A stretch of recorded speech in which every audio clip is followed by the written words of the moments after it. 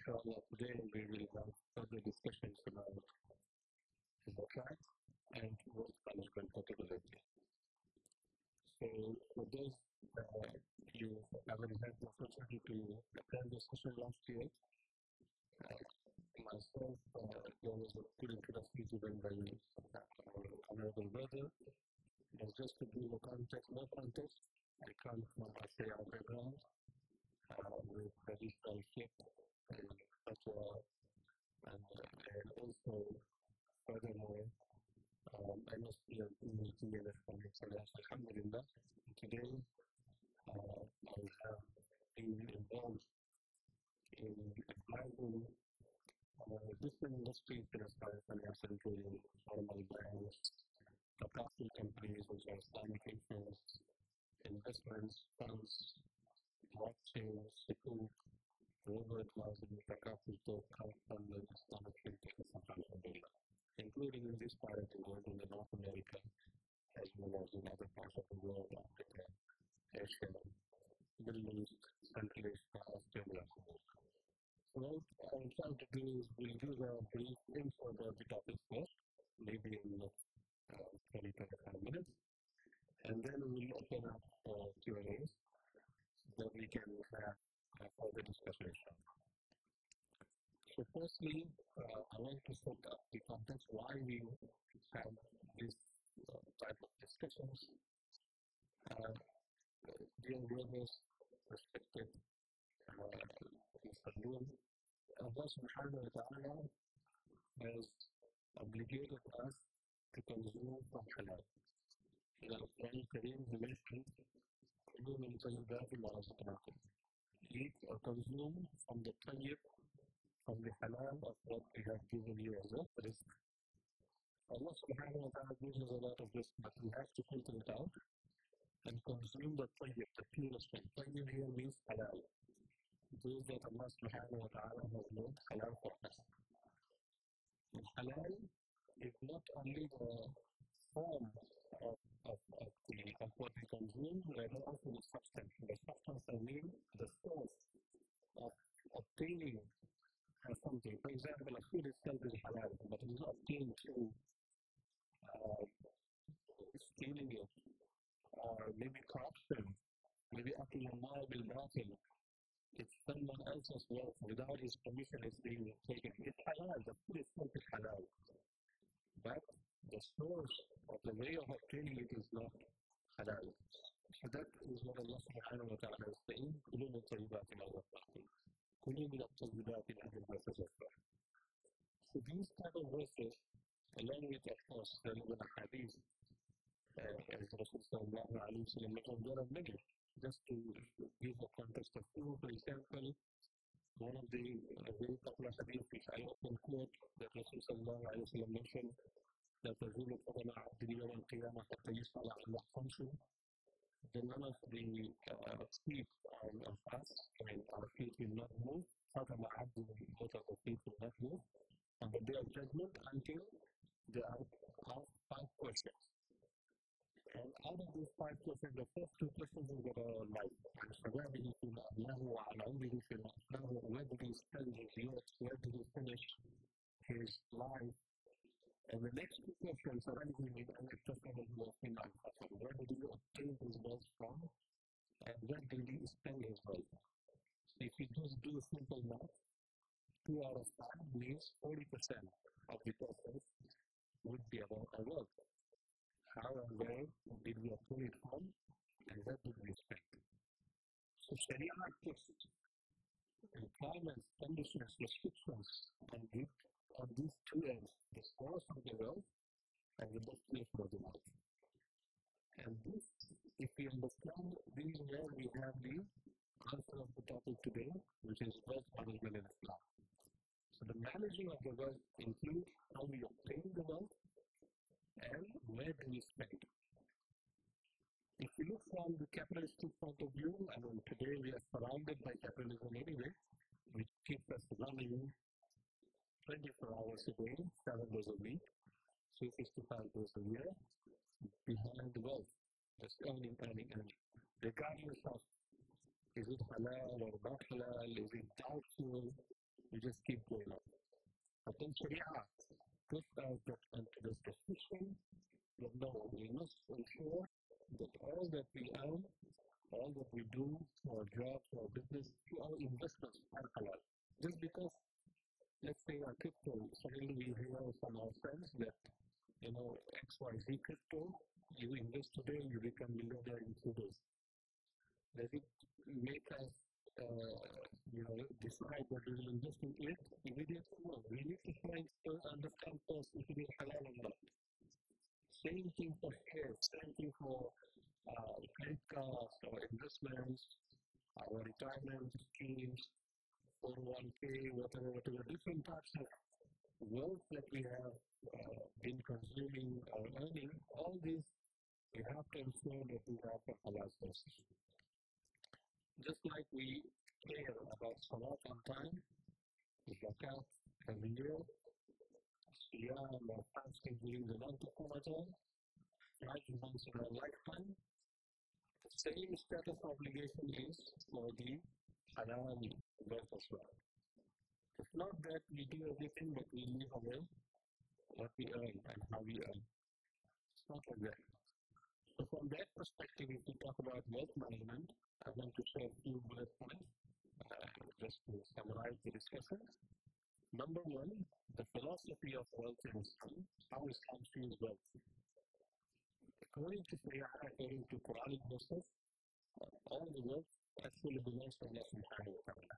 لله ما في السماوات وما في الأرض. Allah mentions in the Quran. Whatever there is between the earth and the heaven belongs to Allah subhanahu wa ta'ala. Belongs means the true ownership of wealth is for Allah subhanahu wa ta'ala. Now what do we have?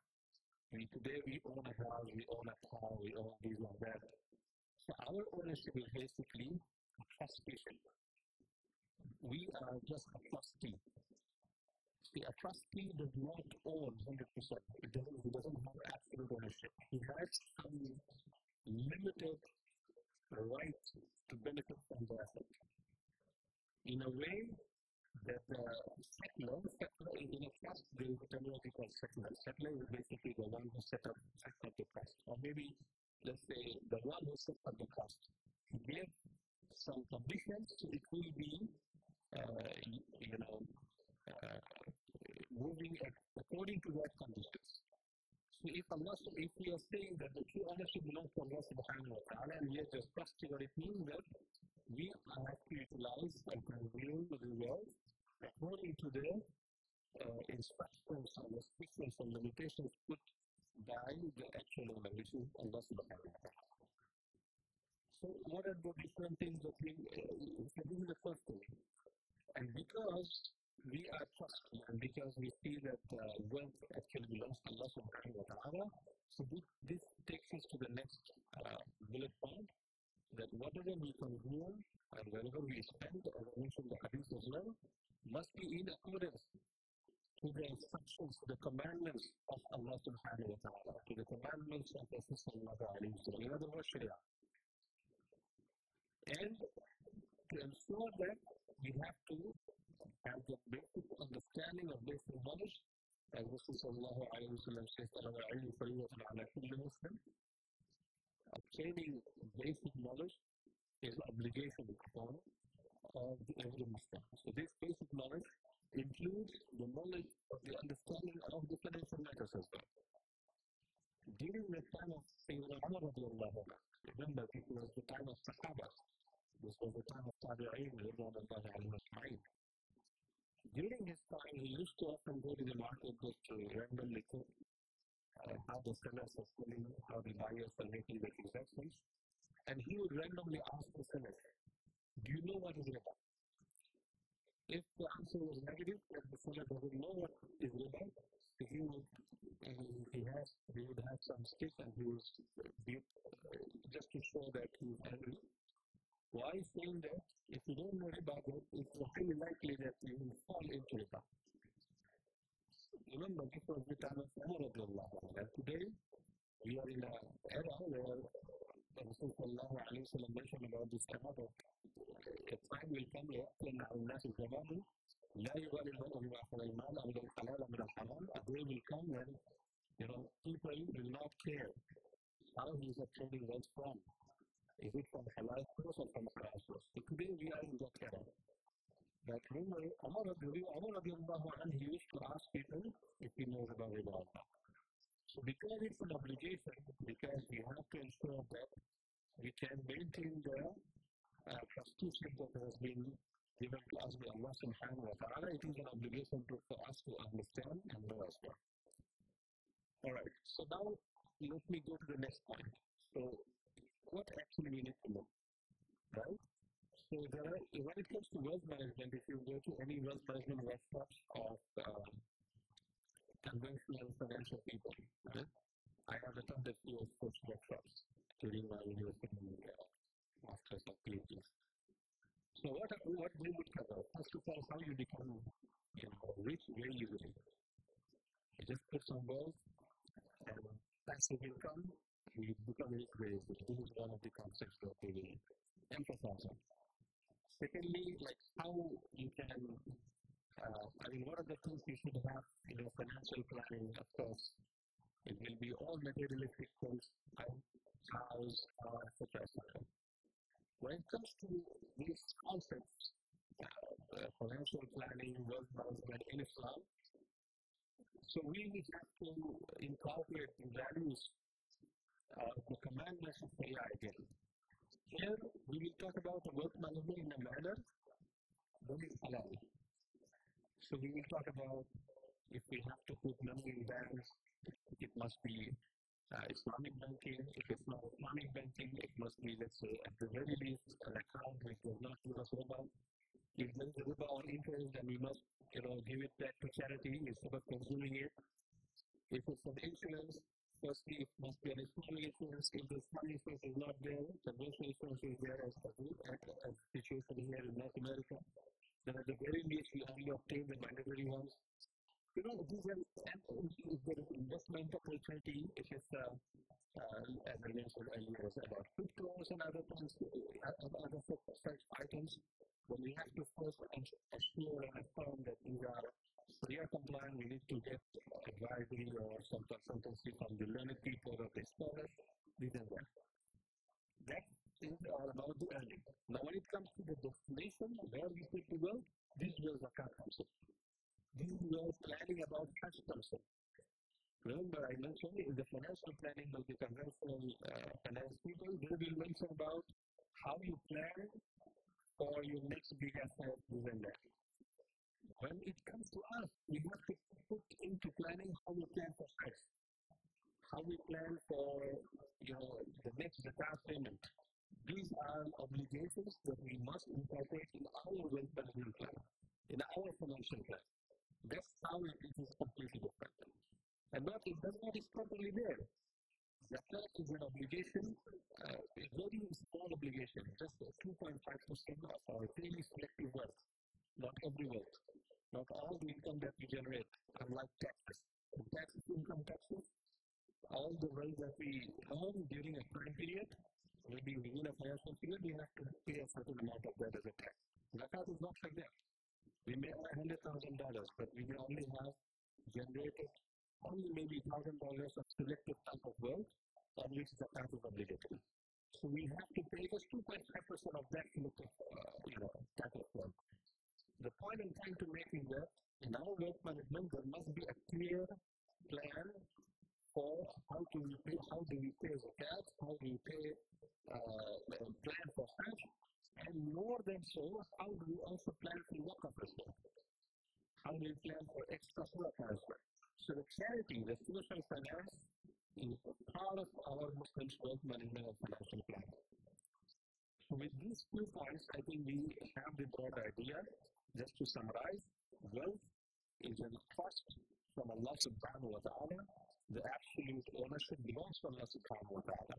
What does it mean? It means that because the wealth belongs to Allah subhanahu wa ta'ala, we must make sure that we are absolutely certain about the way how we obtain the wealth. It must be from halal. It cannot be from haram sources. It should not be from doubtful sources as well. We must affirm. We cannot just say, I don't know. I will just close my eyes and consume whatever in front of me. No. We must ascertain because this is an obligation.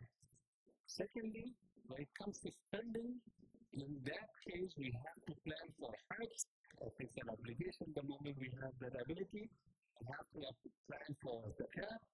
We have to even plan for more than that. We can work up and sadaqah because these are the actual savings that we will enjoy in the hereafter, in the life hereafter.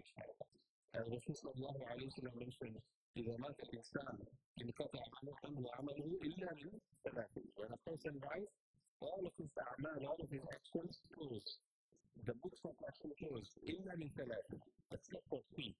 And these three are ولد صالح يدعو له, a good, child who will make dua for him, علم ينتفع به, knowledge he left that benefits others, and the last one is sadaqah jariyah, a charity that is continuous. Sadaqah falls under that. Sadaqah falls under that.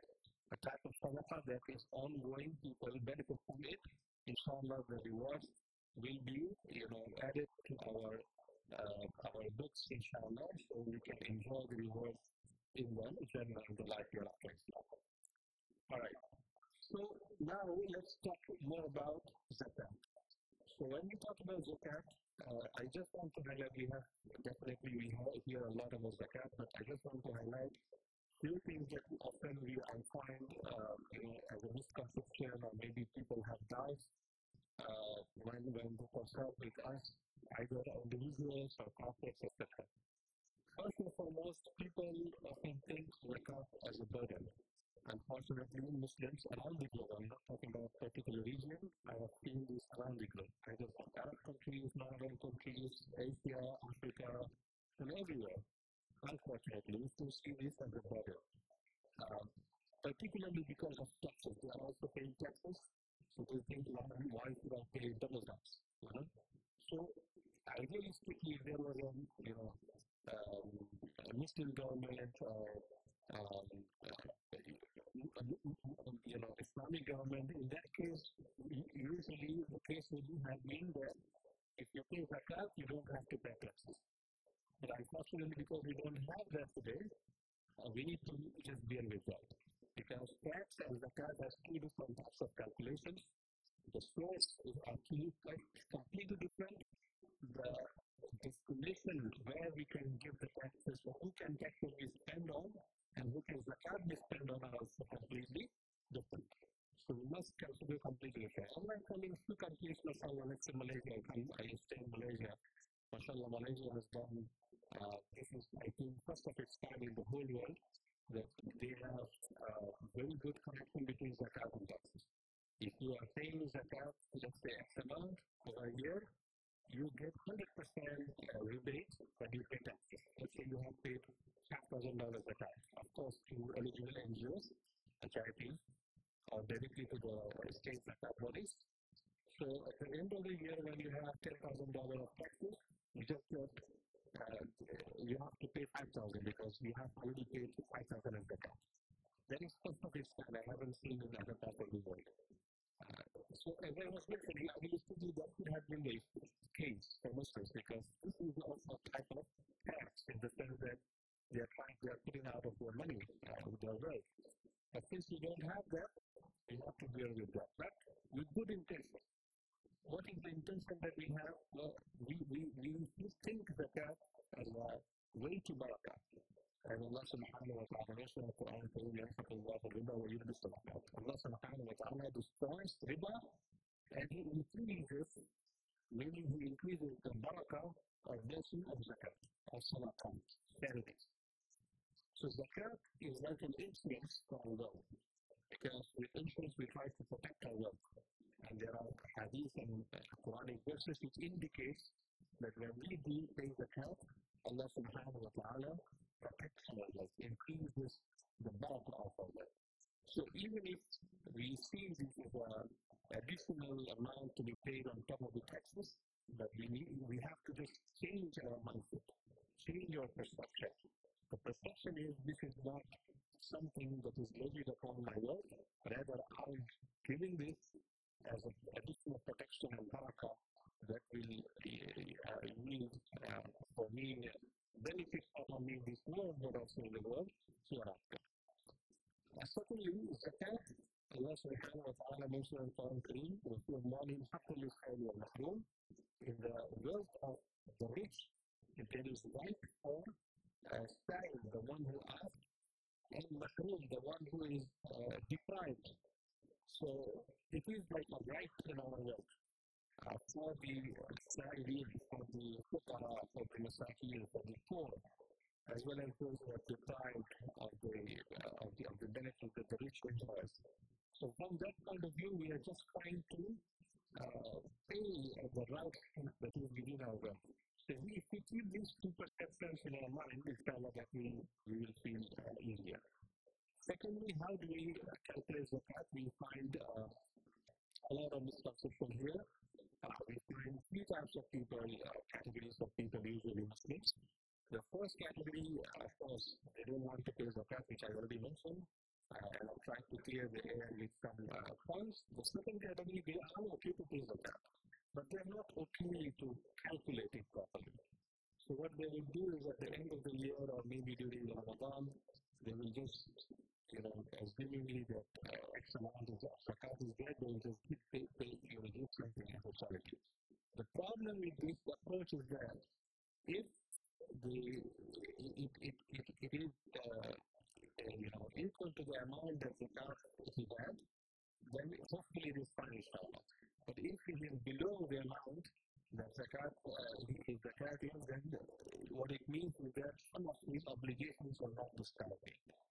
Some of his obligations are still due, on which they will be asked on the day of judgment. So that's why we need to maintain proper ledger for zakat calculations. Just like we do maintain ledger for our monthly budget, for this, for that, we maintain accounts for our companies, our businesses. We need to maintain some ledger where we will record the zakatable assets. Now, what are the zakatable assets? In very short, brief, explanation, if I want to summarize, there are only a few types of wealth on which zakat is, imposed. Number one, gold, silver. Number one is gold and silver. Now, gold and silver in any form, either it's in it's the gold bar or it's an ornaments and jewelry. There are a few opinions by some scholars that if it's jewelry, then we don't have to pay zakat. We respect their view, but according to the references in this authentic sources, we are of the opinion that even if it's in jewelry form, still we have to pay zakat of gold and silver. Second category, cash, and anything equivalent to cash. What do I mean by that? Anything which we can easily liquidate. For example, cash means cash in hand, cash in the bank, maybe bonds, which we can easily liquidate, maybe some other types of assets, maybe cryptos today, which can be easily exchanged with fiat, with money, with US dollar, whatever. Today we have different types of stable coins, USDT, so many different types of asset classes are there. In general, whatever is easy to liquidate is also the problem. Third category is business assets, also known as articles of trade. What we mean by this category is anything that was purchased with the intention of selling. I have purchased a car so that I will sell it back. Usually, people who do businesses, they will have that intention. People who don't do businesses, usually they will not have that intention. They will buy something to use. Maybe they will buy something to rent out. So if I buy something to rent out or to use it personally, then we don't have to calculate zakat on the asset itself. Rather, the income that I generate, the rent that I get, it becomes cash. And because it becomes cash, I already have a cash category, so it will be added to that cash category. Now, at the end of, so how we calculate zakat? Let me go in a very practical manner. So let's say on January 1, 2025, I calculate my asset and I see that my asset has minimum amount which are eligible for zakat, known as nisab. What is nisab? Nisab is a minimum benchmark or minimum amount of asset If we have that amount of asset, Sharia says you have to pay that. There are two types of nisab. Not two types, rather, nisab is expressed in two different commodities based on gold, based on silver. Based on gold, it's almost 7.5 tola or 7.5 tori, I think in grams, it's around something. Anyone here, do you know how many it will be in the grams? 7.5 tori or tola, it will be in, one tori is almost 11.6 grams. It could be, uh, anyway, you can do the math. So it's 7.5 tori for gold and 52 tori for 52.5 tori for silver. You have the numbers taken for flashing. 87.48 grams. 87.48 grams. And for silver, it would be 612 grams. So that's what I'm. So this is the nisab. Now, in today's world, we know the price difference between the two is quite marginal. I mean, not quite marginal, it's significantly different. So the silver price and the gold price is significantly different, especially last 2 years, the gold price has gone very high. So which nisab should we calculate? So this is also difference of opinion. We are of the view, in Technology, we say the nisab that is unfallen are more beneficial to the poor. So it means that we count for the silver, but that is very small amount. I mean, if we count that nisab, maybe most of the people who think that they are eligible for receiving zakat, and then we have to consider that zakat is obligated. So there is also another view that we, in today's context, we consider gold as the nisab. But again, gold price has inflated so much in the recent years that many people who have some steady stream of income, now they are going to have to pay zakat because the gold price has gone so high. So in general, what we try to advise usually, if a person has a steady stream of income, maybe he is working, he has some businesses, there are some incomes coming up, then he should try his best, even if it doesn't reach the gold nisab, he reaches the silver nisab, to start paying zakat. Why? Number one, it is one of the very important 5 pillars of Islam. Allah subhanahu wa ta'ala has mentioned Aqimu as-salah wa atu zakah in most of the verses in the Quran. Establish prayer, pay zakat. He mentioned together in most of the verses. If we also look at the hadith and Quran as I was mentioning, we can see that being able to pay zakat is a very fortunate thing for any Muslim. So as a matter of taking that opportunity to earn some additional blessing and reward, one should try that we start to pay zakat. Because you don't have to pay all at once. You can even pay, you can plan, as I was mentioning about wealth management, you can plan for the whole year. That, okay, every month I will pay that, every week I will pay that. That's fine as well. So since it's not so burdensome, that is, even if it reaches the nisab of silver, still one starts to pay it. However, there are also cases, for example, sometimes we hear cases, let's say, a widow, he doesn't have husband, she only has certain amount of gold and silver, and it doesn't reach the nisab of gold, she doesn't have any stream of income. In such cases, the Fuqaha will say, okay, because you don't have any stream of income, and there is also another opinion you can consider the gold nisab. Anyway, so whatever nisab we say, let's say as I was mentioning, on January 21, 2025, we see that our wealth has reached nisab. How do we ensure that our wealth has reached nisab? Remember, I mentioned few categories: gold, silver, cash, and business assets. We maintain a ledger, we put all the assets. This is the asset name, this is the current value, and this is the total. When we take the total, we see, okay, the price, the total value that we have today reaches the amount of nisab. Now, from that day, we have to wait for 1 year, 1 lunar year, 360 days.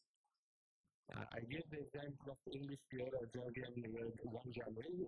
It would have been more appropriate if I used lunar year. Let's say Ramadan first of Ramadan this year, we have that amount of asset which reaches the nisab. So after 1 year, in Ramadan 1, 2026, if we see that we have that nisab still, the nisab amount, and maybe even if we have more amount, that's fine.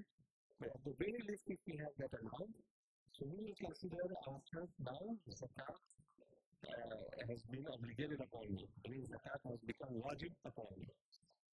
Now I have to calculate again the entire asset classes that I have based on what I mentioned: gold, silver, cash, and business assets.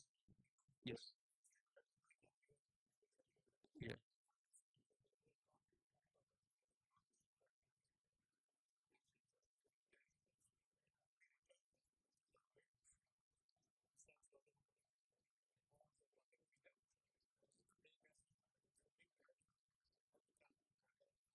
A very good question. So that one, the retirement, the fund that you put in the retirement scheme, let's say 401k, etc., right? In other countries, we call employee provident fund or something similar to that. That one, usually most ulama would consider it under the cash category. I understand that you cannot easily liquidate. So there is two different ways to consider that. One is we still consider that we have that wealth in our hand as a cash, and we consider under the cash category. Another consideration is that even though it is in our cash, just like bank, we can see the balance, we know how much wealth is accumulated, but we don't have the possession. So it is similar to a debt that we own, meaning let's say I gave loan to someone. I know that he will pay me back, but when I don't know. Or maybe he is, denying to pay me back. I cannot reach him. Maybe he is no longer in the city. Right? So usually we consider that as bad debt.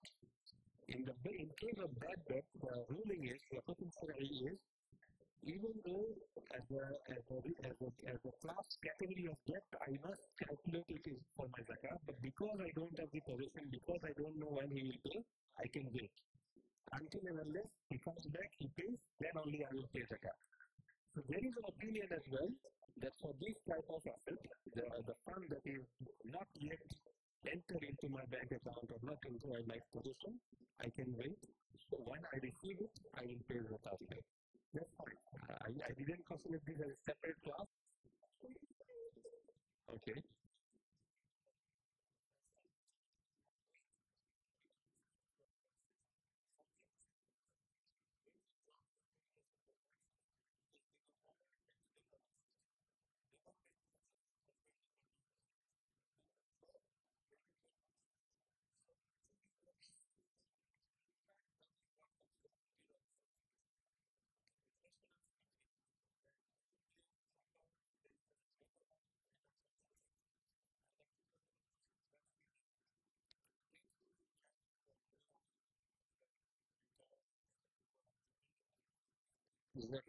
Yes, we are aware of this scenario.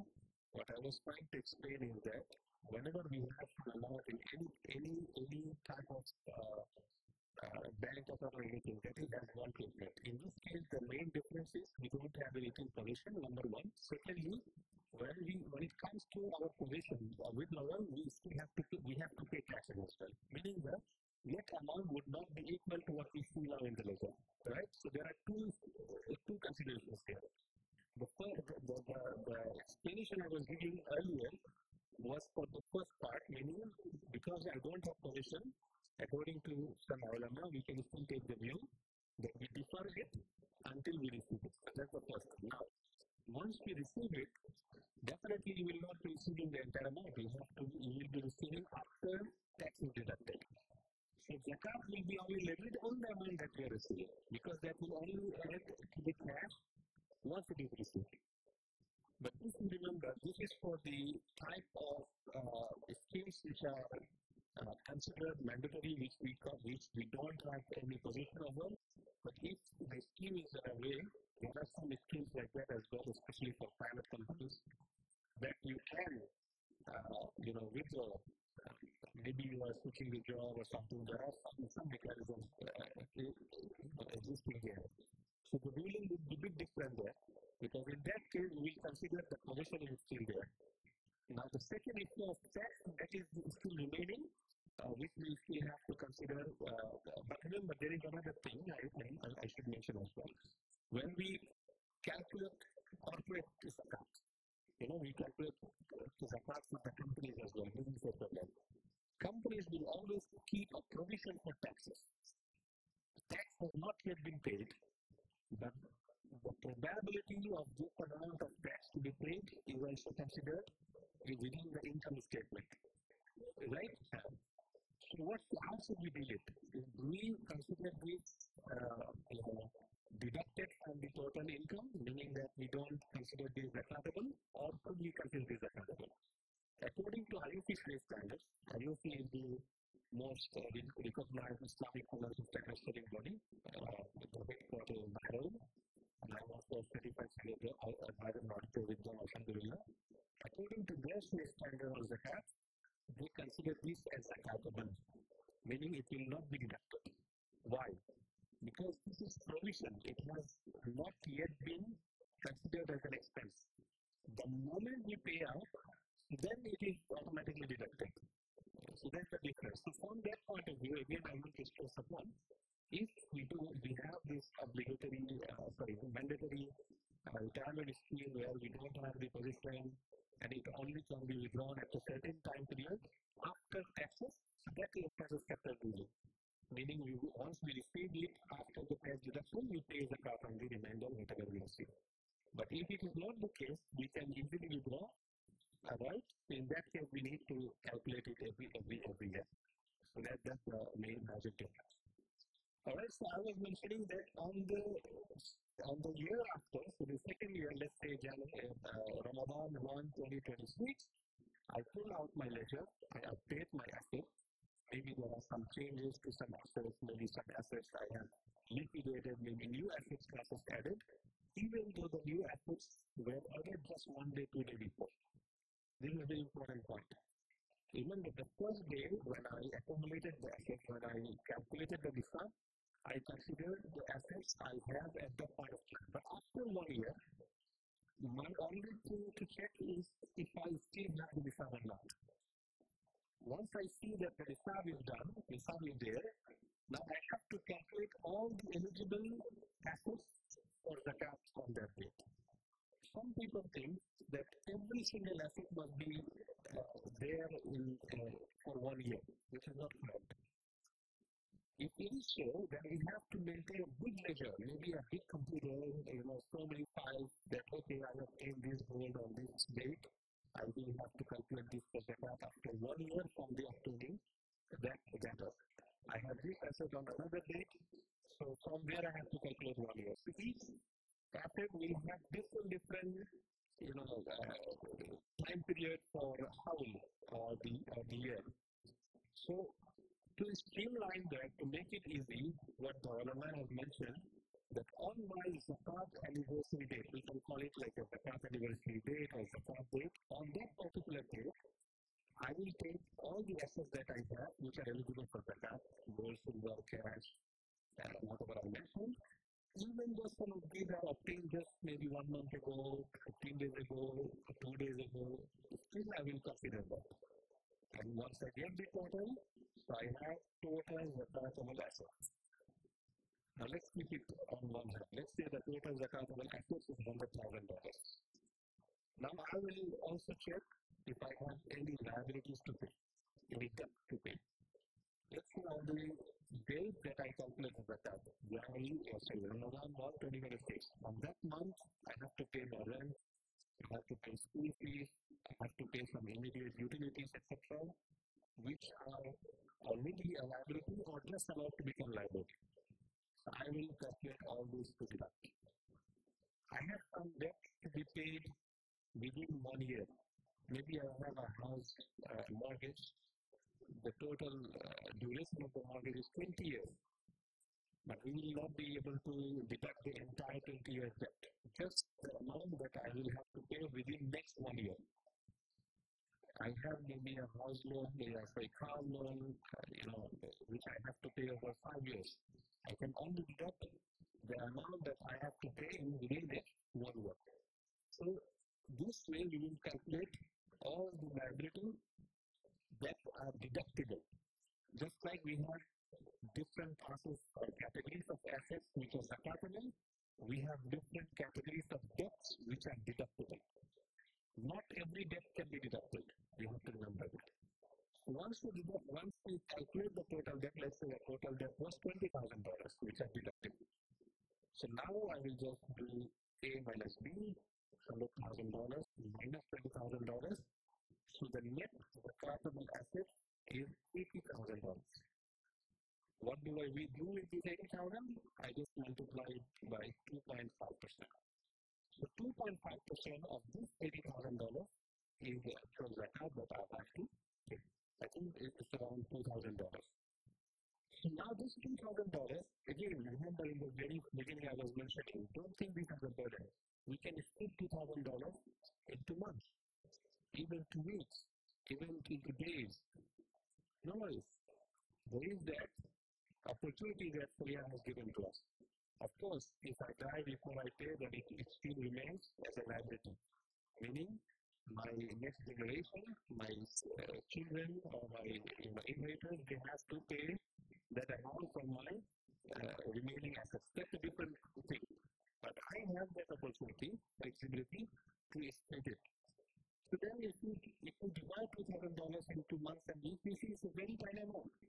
They'll be less than the amount that we spend for coffee, right?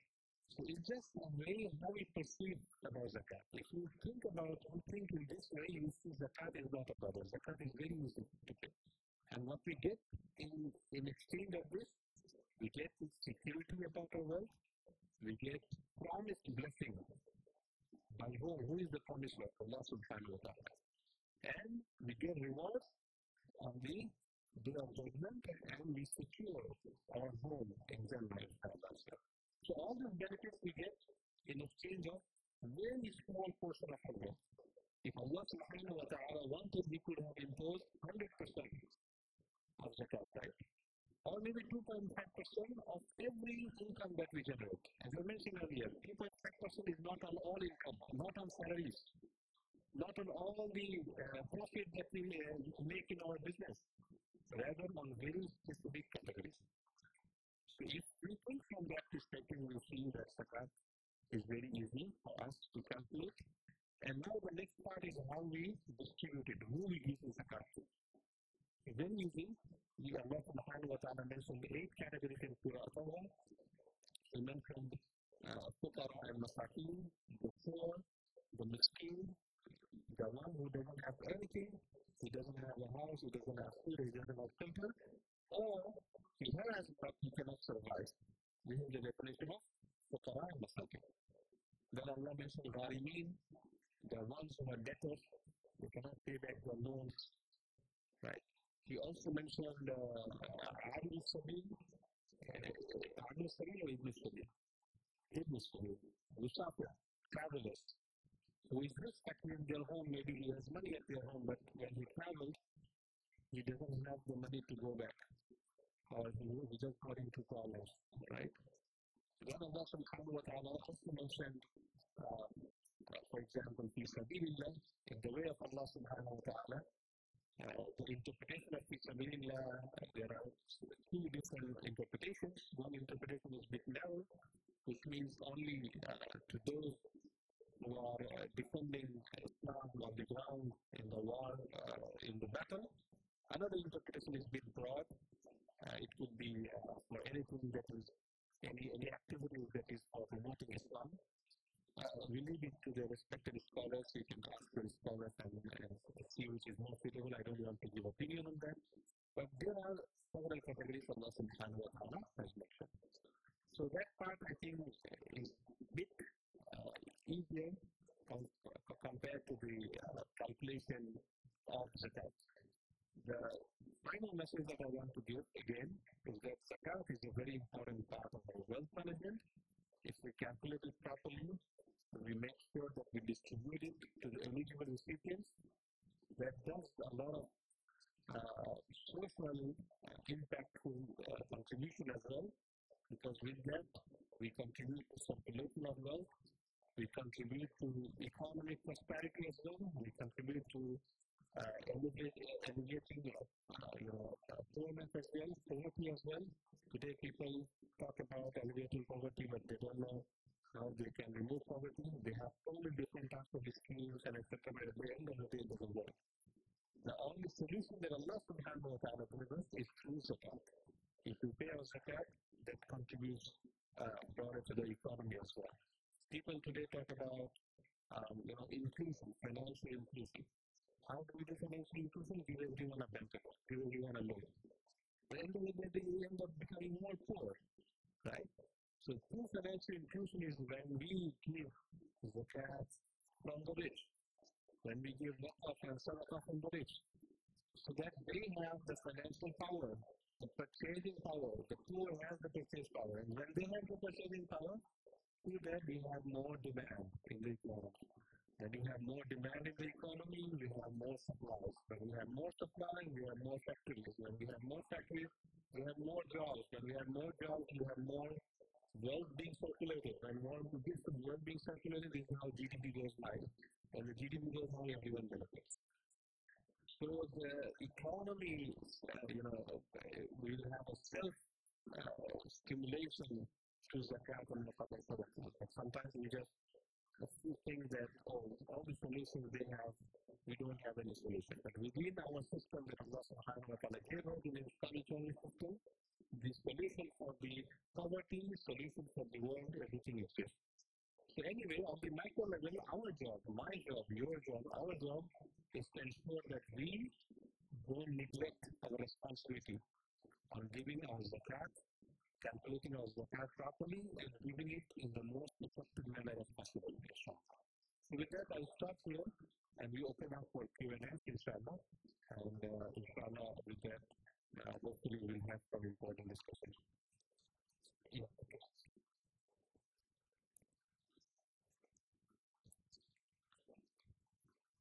So now this is really very practical and very important topics today I just share with us because in my opinion, most of us, especially one better, as you mentioned in the introduction part, we are really focus on how to play, how we do this, how to adults help people to play. But Zakat or the financial, if we think in the concept of the world, we cannot ignore anything if we don't pray about the promise. So everywhere is really very important. And also one thing we are thinking that how we interact with the languages. These particles like maybe a lot of discussions comes to the physical.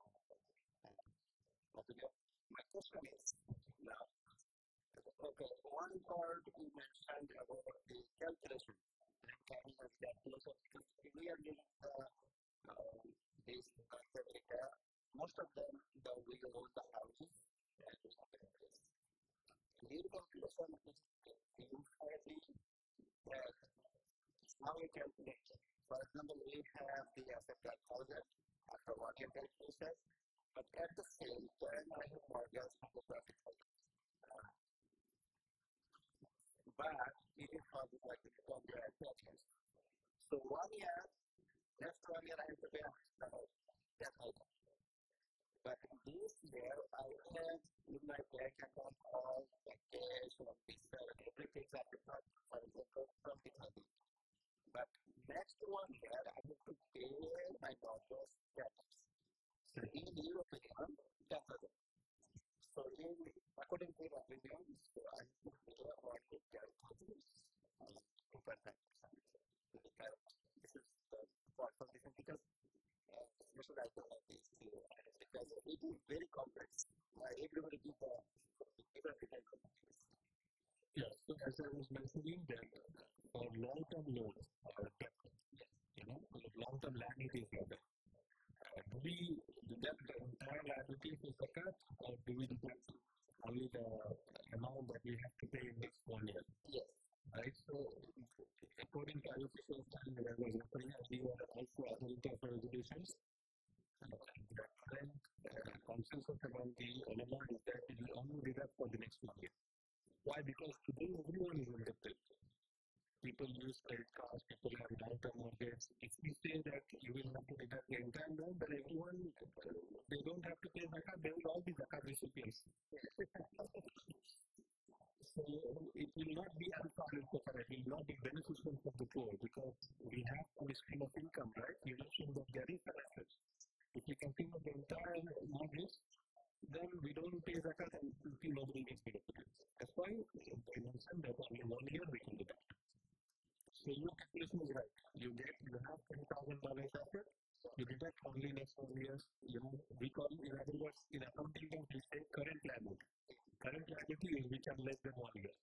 Right? And then the remaining asset will be net zakatable asset on which you put 2.5. Okay. So it is including the mortgage, whatever it is. So buy everything, so what is your side to better and better. Okay.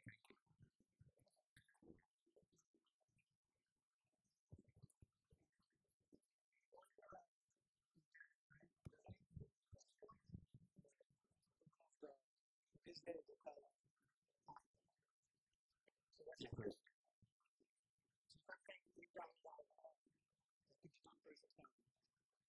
That's a very good question. When we are considering liabilities, we consider interest as well, right? Because the liability portion, the payable portion, may include interest as well, especially if it's conventional loan. Majority loans are conventional anyway, if it's not Islamic or financing. So in that case, the answer is no. You cannot calculate consider the interest portion as a liability. Let's say $3,000 a month, 12 months, 32,000. But within this $3,000, $100 in interest. Just giving you an example. So we have to only consider $2,500 as the actual. We cannot have provision for interest. You can expect this in the past. The Islamic finance we don't have interest. So we will invest. And the profit person we will consider because with that it makes it a total valid liability and it considers the whole amount. But if it's a conventional mortgage, conventional means interest bearing, then you have to deduct the interest portion and only consider the principal portion. Just because we are talking about interest, let me give another point, very important point. The interest income doesn't have any zakat. Interest doesn't have any zakat. Because you are paying 100% to the charity. Zakat is just 2.5%, right? If we have any non-halal income, not only interest, any non-halal income, we have to give away as soon as possible 100% to the owner. If we cannot trace back the owner, let's say for interest there is no owner, right? Then we have to give to the charity. So that's why I'm saying there is no zakat, because zakat is just 2.5%. Yeah. Okay, anyone else? Yes. Okay.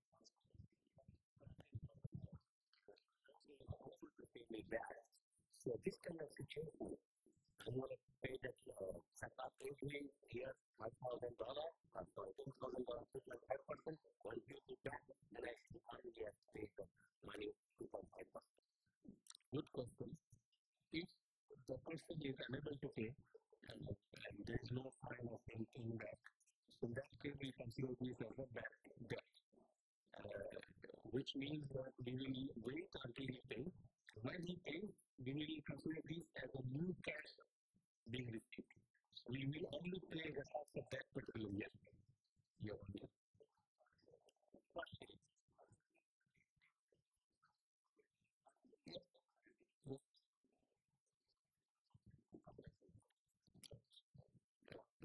Let us give chances to other societies. Thank you, Sultan. It's a very good topic. I have a question on the disbursement of the part. We always look for the leading ones, but my participation is always the family. Again, which is suggested by our teacher as well. If I know any of my siblings has the asset, has the home, but unable to survive due to health condition, due to the economic situation, so can I disperse a portion of the card to them? Let me divide this into two questions. The first thing, can we pay zakat to our siblings? The answer is yes. We cannot pay zakat to our parents, and we cannot pay zakat to our children. But to siblings, we can pay if they're eligible. If they're eligible. Now, for eligibility, you have the second question. That they have apparently assets, but they have some issues, maybe suddenly a health condition, if they cannot afford to pay. Can we pay them zakat? So it depends. Sometimes they have assets which are easy to liquidate. They can just easily liquidate it, but they just don't want to liquidate it. So in that case, the ulama will say, no, he is not a fakir, he is not a still eligible for zakat. But if maybe sometimes I have seen that they have left it left. Very valuable, but not easy to sell, not easy to liquidate, right? So in that case, and suddenly maybe Alhamdulillah he has a sickness, let's say cancer or something which requires a lot of funds. So even though he has an asset, but that asset cannot help him for a very important reason that he needs money for. So for which we can consider him as fakir in the sense that he has a father, he needs help from others. So for that particular purpose, we can give zakat to him. So it can vary case to case basis. We need to, the point I'm trying to make is on one hand, yes, we may be able to pay him zakat, but on the other hand, it's very important to ensure that he is eligible for zakat. I have a second question on this. Can I disperse the fund of zakat to a welfare project? Let's say, therefore, there is not a purified water available. Can I install a water filtration plant, which is for everybody? Like someone is eligible, someone is not eligible. Understand? So I mentioned earlier that there is one category called fee stability, which means in a loss. And most of the fuqaha have interpreted this as the category of people who are, on the war ground, battling their defending Islam. But there is also a broader interpretation. Now, having said that, I am of the opinion, I'm of the school of opinion, where we consider Fisabilillah with the narrower version of the interpretation, and rather use part of funds for such purposes. If you want to have installation of a filter water, for example, tube well, a lot of different activities which help mass people, why don't we utilize zakat? Zakat is a very specific type of charity. And the purpose is to directly reach the poor, directly reach the ones who are in need, not indirectly. Like this plan that you are mentioning, it indirectly benefits. It may benefit the rich, it may benefit the poor as well. Right? So, for these purposes, best is to do zakat. So, having said that, because there are differences of opinion, if your local scholar gives that opinion, then follow that as well. We respect the views of the Thank you.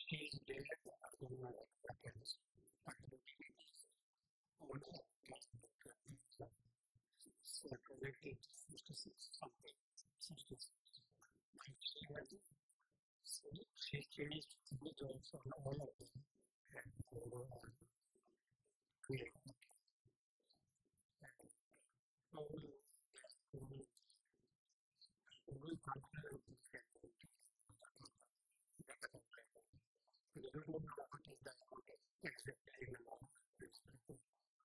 Only when the beginning of retirement is supposed to get it.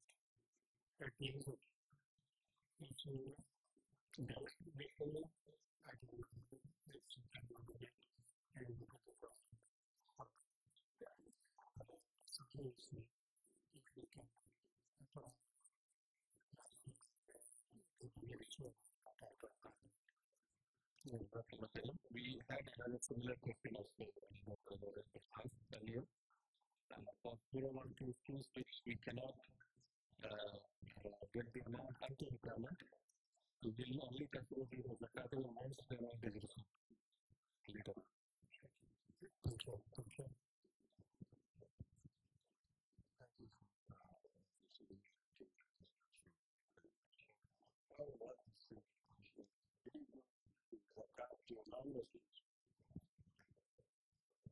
Okay, so zakat to non-Muslims, there is one category of Muslim mentioned in the same verse as Surah number 16, which mentions al-Mu'allafatu qulubuhum.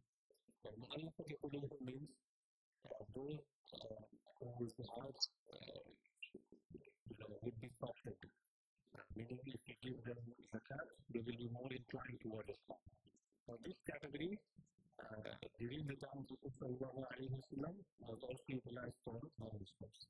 But during the time of Sahaba, particularly Sayyidina Umar when Islam expanded a lot, it was agreed upon that this category no longer needs to be given to Muslims because Islam is already dominating. And we can rather give to those who are already Muslims, but they don't have the enough money, etc. They are new Muslims. Now, today, in today's context, do we consider the non-Muslims under this category or not?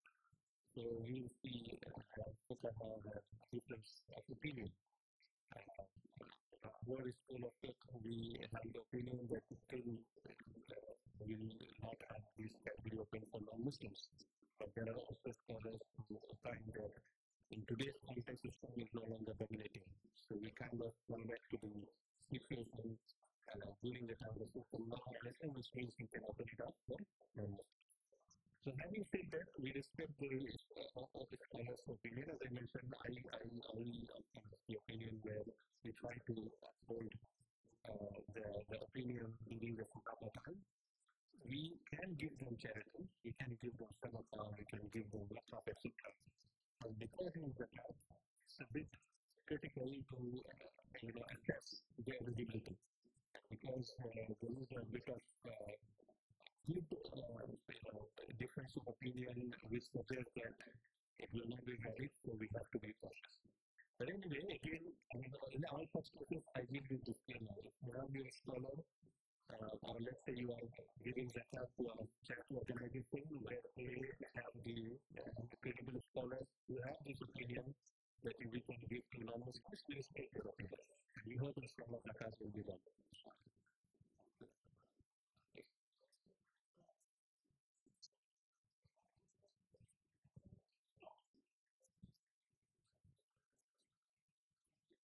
Right. Okay. Thank you for asking this question. So the brother is asking about, 401k skills will be definitely invested into some portfolio through which the fund will have increments. Now, usually in our assessment, we find if it is not a Sharia compliant, and there are only few. There are few Sharia compliant 401k providers which you can recommend to your HR and company. There are few in the US who are working for Sharia compliant 401k designs, but if it is not, then in most cases we have found is that the funds will go usually to bonds, to including securities, mostly, and then flow to the stocks. And again, the stocks may not be Sharia compliant. In such cases, to claim it is very difficult job because most of the earning are considered not halal. So the best is to just consider the principle of halal. Once it is received, just to consider the principle of halal and to share, donate the rest, unless it is ascertained that how much portion of the income was halal versus non-halal. I had the opportunity to assist several from one paper, but it's very difficult to find the because usually they will just put into federal bonds, all different types of securities which are interest bearing.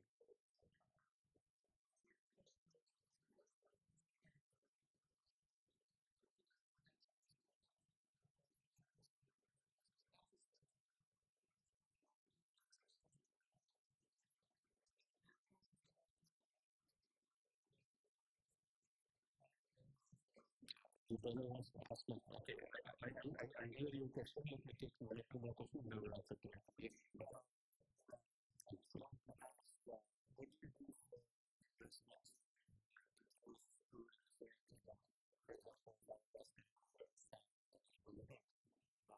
Bitcoin, all those kind of things.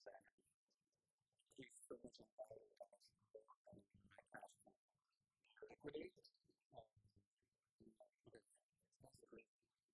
open as long as you can.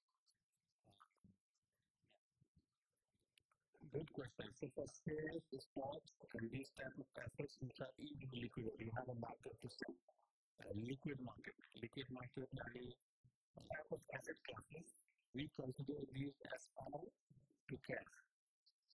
Just like we have to include the entire cash in our zakatable assets, we have to take the current value of these type of assets to also our zakat calculation. Let's say Bitcoin, for example. Bitcoin is very liquid asset, right?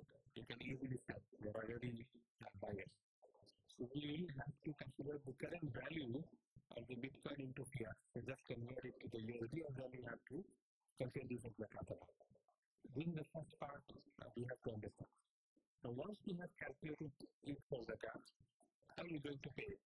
That's your question. Maybe you want to hold it for a long time. Why not you hold it? You pay using your other sources of your dollars or other sources of funds. For example, somebody holds gold jewelry. He doesn't want to sell it, so he will pay the zakat to cash, etc. It's more than your income. So you will sell it. The first thing is we have to determine is it zakatable or not. So that's why I tried to clear that it is zakatable. And based on what value? Because these are highly liquid assets. Highly liquid assets, so we consider similar to cash, meaning that we take the current value. So if it is zakatable, next question is how do you pay, right? So if you can pay through other sources, you can pay. If you cannot, then we probably will go ahead and give zakat based on that. Real estate, since you buy property, you buy for $100,000 to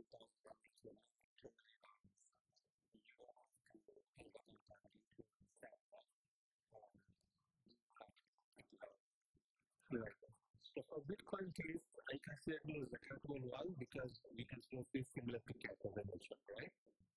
And people, promote Bitcoin as a cryptocurrency. So that is another reason why Bitcoin particularly is considered similar to cash. But in case of property or any other assets, it only becomes zakatable when it is considered as a business asset, article of trade. And how we consider this as business asset, I mentioned the definition. The definition is the way to define is when I purchase it, when I acquire it, when I prepare it, there is an intention to sell. So if the property that you purchase, there was no intention to sell, then we don't consider this as a business asset. Meaning that even though there is a value appreciation, it doesn't have any effect on zakat calculation because we don't bring it to zakat calculation. Once you sell it and you get cash, then because it's a cash, it gets into the cash category. Not because it's a property. Because you obtain cash, it is in the cash category and it gets the property. So I make investment where I'm going to invest in that story. What do you do? You can answer. I already mentioned the principle. What do you think? Just say the straight answer. You don't pay that off, right? That's what I am trying to say. Yeah. If you want to, if you're buying a property to stay for your children, for yourself, or for renting out, all in all this cases we don't pay that on the asset itself. Oh, investment. Oh, okay. Sorry, I missed it out. If it is investment, investment we need to take. We have to define where is the investment. So in this case, let's take Bitcoin. So again, we will see what type of asset you have. If the asset itself is zakatable, we add it to zakat. Regardless of the purpose is for my children, for this, for that, we don't consider that. You see, if the asset is zakatable, we pay zakat. You get my point, right? So even if it's kept for the children or whatever, because it is zakatable, we consider it as zakat. It doesn't answer your question yet?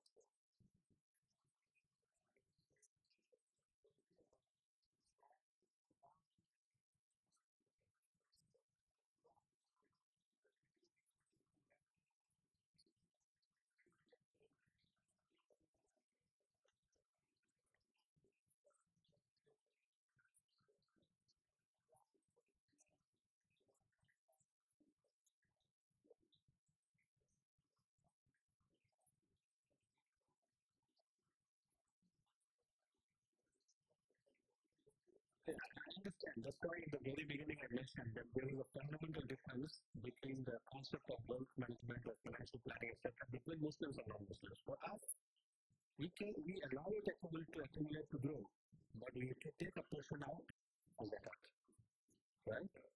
And it doesn't have any conflict with the purpose of saving it for the children or whatever, because with that we are also achieving barakah. The growth is not only the growth of the value, the real growth is in the growth of blessing, the barakah. Assume, I mean, you have the gift for your children millions of dollars, but no barakah. Now we will they have sickness, whatever. So what's the use, right?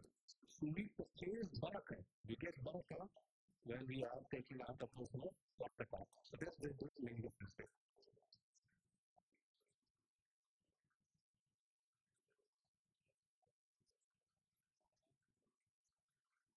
So it depends. So the question is, can we keep the investment until one is liquidated, then only you take it out. Again, it depends. If you ask me about Bitcoin, I'm saying with very emphasis that it will be treated like cash. So even if you are not liquidating, still it will be considered zakatable at the current value. But there could be certain cryptos, etc., where the underlying is a different type of utility, different real world asset, these and that. So different types of cryptos today exist. So for that case, we may have a different ruling. But for Bitcoin, it will be treated like cash. Let's give a chance to, yes.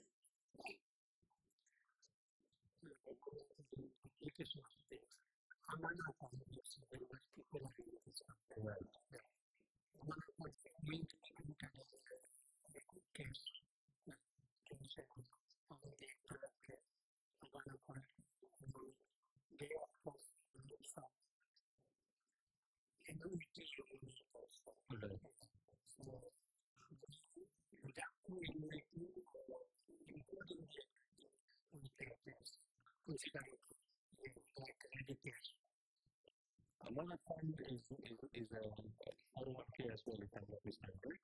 Create a handle, right? Okay. So that could be,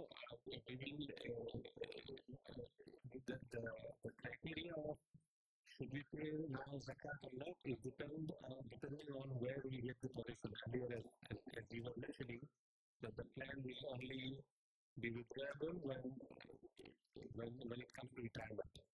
So if that's the case, then we keep it all together. But if that's not the case, then we will have to do the calculation. Thank you.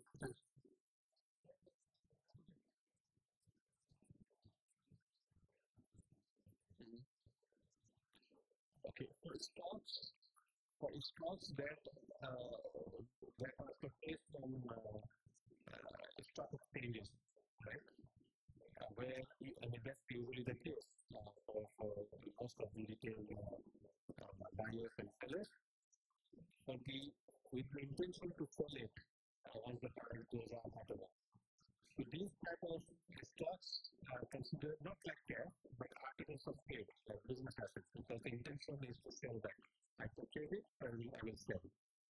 So on the date of the past calculation, we take the current value of that stock in the exchange and we calculate that value will follow Zakat.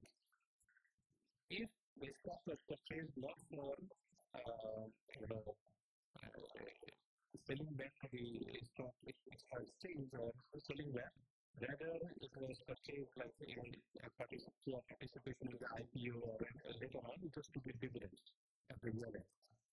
In that case, Zakat will be imposed on the dividends, not the value of the stock. So the difference will be based on the intention. Yeah?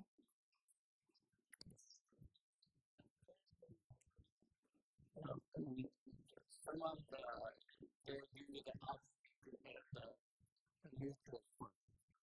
The mutual fund has different categories.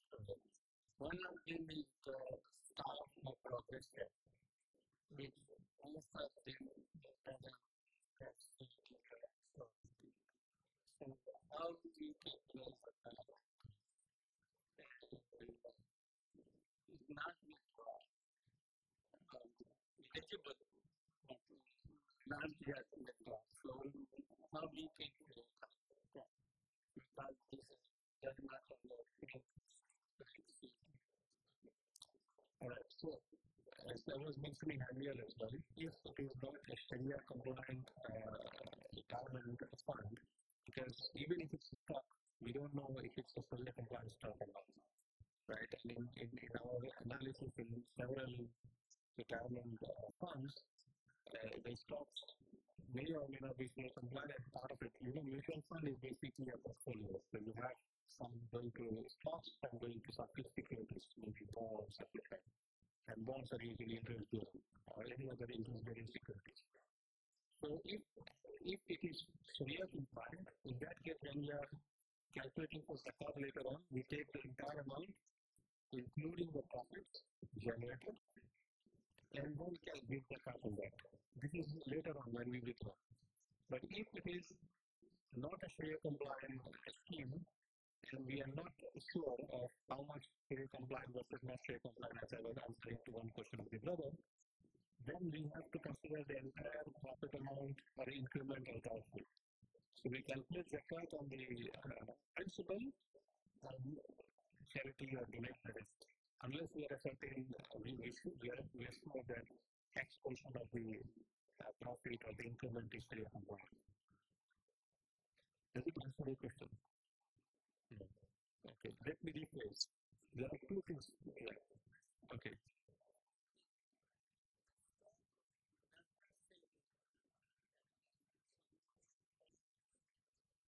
I understand.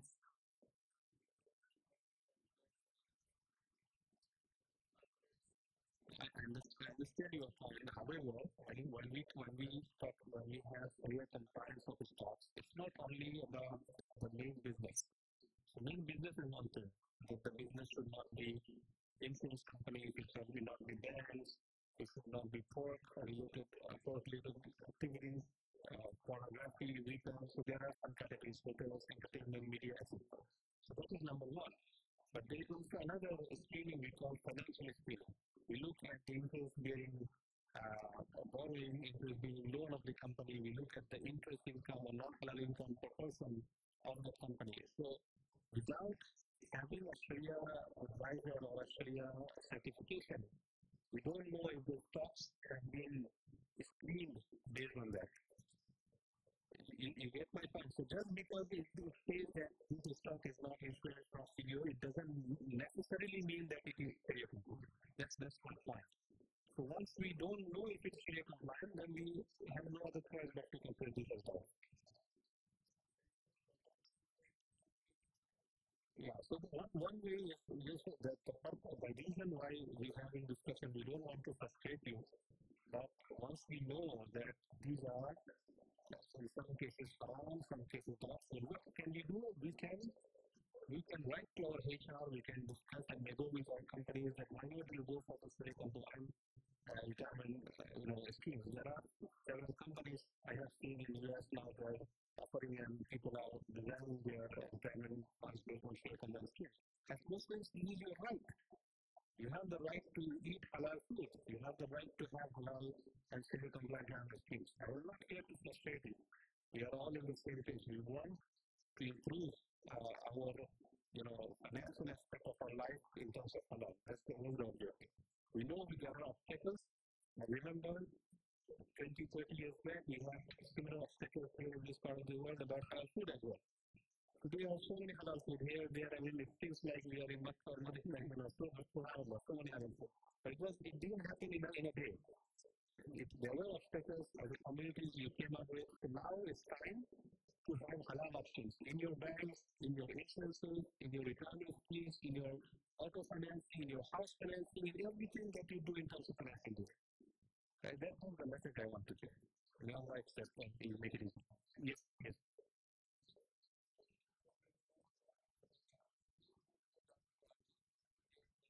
Yeah, there are a few. I found people, providers who are helping with that. So just and the flexibility here in the US is that it's on the company level, right? They can choose who.